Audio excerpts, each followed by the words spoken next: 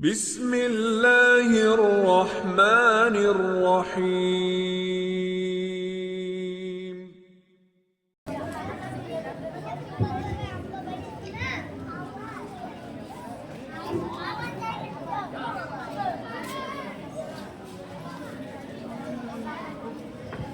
السلام عليكم ورحمة الله وبركاته. الحمد لله نحمده ونصلي على رسوله الكريم. أما بعد، أعوذ بالله من الشيطان الرجيم. بسم الله الرحمن الرحيم. يا أيها الذين آمنوا أطيعوا الله وأطيعوا الرسول ولا تبطلوا أعمالكم. الآية। উপস্থিত আমার সম্মানীয় শিক্ষক মহাশয় ও আমার সামনে বসে থাকা ছোট বড় তালিবুল ইলম ভাই সকল, প্রশংসা মাত্র সেই মহান রব্বুল আলামিনের জন্য যিনি আমাদের সকলকে এই বাৎসরিক প্রতিযোগিতায় একত্রিত হওয়ার তৌফিক দান করেছেন। শুধু তাই নয়, তাই তেনার সংক্ষিপ্ত ভাষায় প্রশংসা করি, সকলে এক বাক্যে বলি আলহামদুলিল্লাহ।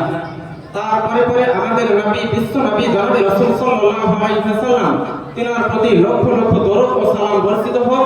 আমিন। আল্লাহুম্মা সাল্লি আলা ওয়া বারিক আলা। আজকে আমি আপনাদের সম্মুখে যে বিষয়টি সম্পর্কে আলোচনা করতে চলেছি, সেই বিষয়টির নাম হচ্ছে রাসূলুল্লাহ সাল্লাল্লাহু আলাইহি ওয়াসাল্লামের অনুসরণ ও অনুকরণ। তো আমরা সর্বপ্রথমে জানবো যে অনুসরণ আর অনুকরণের মধ্যে পার্থক্য কি। অনুসরণ মানে হচ্ছে পিছনে হাঁটা দেখে চলা, আর অনুকরণ মানে হচ্ছে পিছনে কাজ করা দেখে কাজ করা। উভয়ের অর্থ হচ্ছে কাউকে নকল করা। এবার আমি মূল বিষয় থেকে এগিয়ে যাব। পৃথিবীর শুরু থেকে আল্লাহ রাব্বুল আলামিন মানব জাতিকে সঠিক পথে পরিচালিত করার জন্য যুগে যুগে নবী রাসূলগণ প্রেরণ করেছেন। যেমন আমাদের নবী হযরত মুহাম্মদ সাল্লাল্লাহু আলাইহি ওয়াসাল্লাম তার নবুয়ত প্রাপ্তির পর থেকে কিয়ামত পর্যন্ত আগত সকল মানব জাতির জন্য তিনি আদর্শ এবং অনুসরণীয়। আজকে আমরা জানবো যে রাসূলের আনুগত্য আমাদের জন্য কেন জরুরি। নাম্বার 1, আল্লাহ তাআলা বলেন সূরা মুহাম্মদ আয়াত 33, বিসমিল্লাহির রহমানির রহিম, ইয়া আইয়ুহাল্লাযীনা আমানু আতিউল্লাহ ওয়া আতিউর রাসূল ওয়া লা তুবতিলু আমালাকুম। আল্লাহ রাব্বুল আলামিন বলেন, হে ঈমানদারগণ, তোমরা আল্লাহর আনুগত্য করো এবং রাসূলের আনুগত্য করো এবং তোমাদের আমলগুলো বিনষ্ট করো না। নাম্বার 2, আল্লাহ তাআলা বলেন সূরা হাশর আয়াত 7, ওমা আতাকুমুর রাসূল ফাখুযুহু ওয়া মা নাহাকুম আনহু ফাদাহু ওয়াত্তাকুল্লাহা ইন্নাল্লাহা শাদীদুল ইকাব। রাসূল তোমাদেরকে যা দেয় ফাখুযুহু, সেটা পাকড়াও করো, সেটা গ্রহণ করো, এবং যা থেকে নিষেধ করে তা থেকে তোমরা দূরে থাকো এবং আল্লাহর তাকওয়া অবলম্বন করো, আল্লাহর ভয় অবলম্বন করো।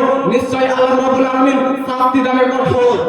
নাম্বার 3, আল্লাহ তাআলা বলেন সূরা আহজাব আয়াত নম্বর 71, ওয়া ইউতিল্লাহ ওয়া রাসূলহু ফাকাদ ফাযা ফাওজান আযীমা। যে আল্লাহ ও তার রাসূলের আনুগত্য করলো, সে মহা সফলতা অর্জন করলো। নাম্বার 4, রাসূলের আনুগত্য ছাড়া জান্নাত যাওয়া সম্ভব নয়, এটা অসম্ভব। এই সম্পর্কে আমি আপনাকে সহিহ বুখারী শরীফ থেকে দলিল দিচ্ছি। হাদিস নাম্বার হচ্ছে আপনার 7280 নম্বর হাদিস। হাদিসের রাবী হচ্ছে হযরত আবু হুরায়রা রাদিয়াল্লাহু আনহু। রাসূল সাল্লাল্লাহু আলাইহি ওয়াসাল্লাম বলেছেন, কুল্লু উম্মতি ইয়াদখুলুনাল জান্নাহ ইল্লা মান আবা। ক্বালু ওয়া মান ইয়াবা ইয়া রাসূলুল্লাহ? ক্বালা মান আতানি দাখালাল জান্নাহ ওয়া মান আসানি ফাকাদ আবা। রাসূল সাল্লাল্লাহু আলাইহি ওয়াসাল্লাম বলেছেন, আমার প্রত্যেক উম্মত জান্নাতে প্রবেশ করবে, তবে সে নয় যে অস্বীকার করে। সাহাবায়ে কেরাম প্রশ্ন করলেন, হে আল্লাহর রাসূল, কে অস্বীকার করে? আল্লাহ রাসূল সাল্লাল্লাহু আলাইহি ওয়াসাল্লাম বললেন, যে আমার আনুগত্য করলো সে জান্নাতে প্রবেশ করলো, আর যে আমার অবাধ্যাচরণ করলো সে অস্বীকার করলো। নাম্বার 5, আল্লাহ তাআলা বলেন সূরা আলে ইমরান আয়াত নম্বর 31, قل إن كنتم تحبون الله فاتبعوني يحببكم الله ويغفر لكم ذنوبكم والله غفور رحيم।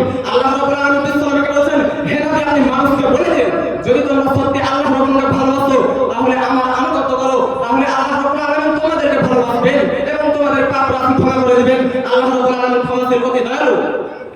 এবার আসুন, যে ব্যক্তি আল্লাহর আনুগত্য করবে না, রাসূলের আনুগত্য করবে না, আল্লাহ এবং তার রাসূলকে অমান্য করে চলবে, মৃত্যুর পর তার জন্য ঠিকানা হবে কোথায়? আল্লাহ রাব্বুল আলামিন বলেন সূরা জিন আয়াত নম্বর 23, ওয়া মান ইয়াসিল্লাহু ওয়া রাসূলাহু ফাইন্না লাহু নারা জাহান্নাম খালিদিনা ফিহা আবাদা। যে আল্লাহ ও তার রাসূলকে অমান্য করে তার জন্য রয়েছে জাহান্নামের আগুন, সেখানে তারা এক দিন নয়, 2 দিন নয়, খালিদিনা ফিহা আবাদা, সেখানে তারা অনন্তকাল যুগ যুগ ধরে থাকবে। সম্মানের উপস্থিতি, রাসূলের আনুগত্য ছাড়া জান্নাত যাওয়া সম্ভব নয়, এটা আমি আপনাকে বুঝাই দিই। পৃথিবীতে এমন মানুষ আছে যে কাজটি রাসূল সাল্লাল্লাহু যে কাজটি করতে আদেশ করেনি সেই কাজটি করে থাকে। বুখারী শরীফ হাদিসের রাবী হচ্ছে হযরত আয়েশা রাদিয়াল্লাহু আনহা। রাসূল সাল্লাল্লাহু আলাইহি ওয়াসাল্লাম বলেছেন, মান আমিলা আমালান লাইসা আলাইহি আমরুনা ফাহুয়া রাদ। যে কেউ এমন আমল করে যা করতে আমি নির্দেশ দিইনি তা প্রত্যাখ্যাত, সেটা গ্রহণযোগ্য নয়। পৃথিবীর মধ্যে সবচেয়ে আদর্শবান মানুষ ছিলেন হযরত মুহাম্মদ সাল্লাল্লাহু আলাইহি ওয়াসাল্লাম। তাকে আল্লাহ কোরআন বলেন সূরা আহজাব আয়াত নম্বর 1, সূরা আহজাব আয়াত নম্বর 21, লাকাদ কানা লাকুম ফি রাসূলিল্লাহি উসওয়াতুন হাসানাহ। অবশ্যই তোমাদের জন্য রাসূলের মধ্যে রয়েছে উত্তম আদর্শ। অতএব আমাদের করতে হবে কি? রাসূলকে ফলো করে চলতে হবে। শুধু তাই নয়, রাসূল সাল্লাল্লাহু আলাইহি ওয়াসাল্লাম মৃত্যুর আগের মুহূর্তে একটা অত্যন্ত মূল্যবান কথা বলেছিলেন যে, আমি তোমাদের মধ্যে দুইটি জিনিস ছেড়ে যাচ্ছি, তোমরা অতক্ষণ পর্যন্ত পথ ভ্রষ্ট হবে না যতক্ষণ পর্যন্ত দুটি জিনিসকে ধরে থাকে। সেটা হচ্ছে কিতাব আল্লাহ ওয়া সুন্নাতে নবীহি, সেটা হচ্ছে আল্লাহর কিতাব অর্থাৎ কোরআন মাজিদ এবং নবীর সুন্নাত অর্থাৎ হাদিস। যাই হোক, পরিশেষে আমি মহান রব্বুল আলামিনের কাছে দোয়া করি, হে রব্বুল আলামিন আমাদের সকলকে রাসূলের অনুসরণ ও অনুকরণ করার তৌফিক দান করুন, আমিন। আসসালামু আলাইকুম ওয়া রাহমাতুল্লাহি ওয়া বারাকাতুহু।